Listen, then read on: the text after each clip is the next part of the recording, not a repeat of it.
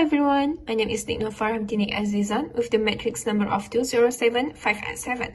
Without further ado, let me share my personal thoughts regarding this course. I believe that this course will teach us a lot about how to deal with the live animals and know more about their behaviors through many practical lessons, which is important for us to apply that knowledge in the future.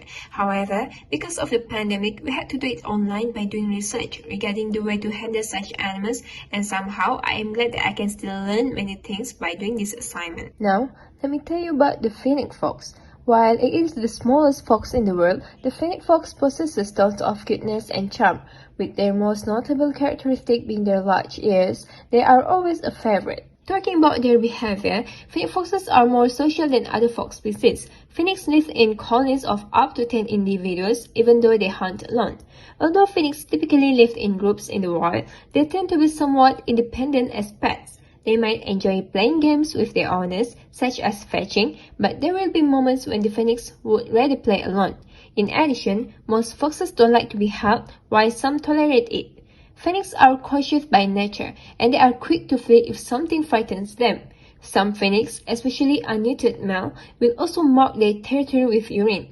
These animals make a variety of vocalization to express their moods, and some can be very loud, so they are certainly not a good fit for someone who prefers a quiet pet.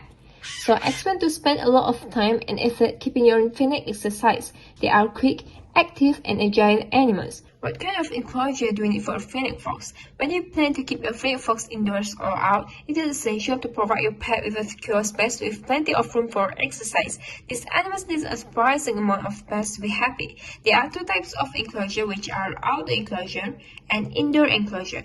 As for outdoor enclosure, it must be designed to prevent your pet from digging their way out of the bottom or climbing over the top. Space to run, play, and hide should all be part of the outdoor enclosure you create for your Fennec fox. Meanwhile, as for the indoor enclosure, Fennecs should not be left caged indoors all day since they require a large amount of exercise. To keep your Fennec house indoors, you will need a large enclosure such as kennel for times when your pet cannot be supervised. In addition, you can create a large size cage by joining multiple ferret cages together to create a multi-story cage or a long play area.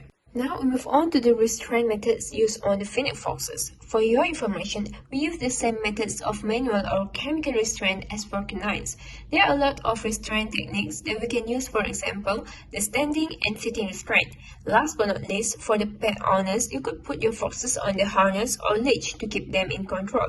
This is all from me. You could check out more information regarding the Fennec fox from my poster later on. Thank you.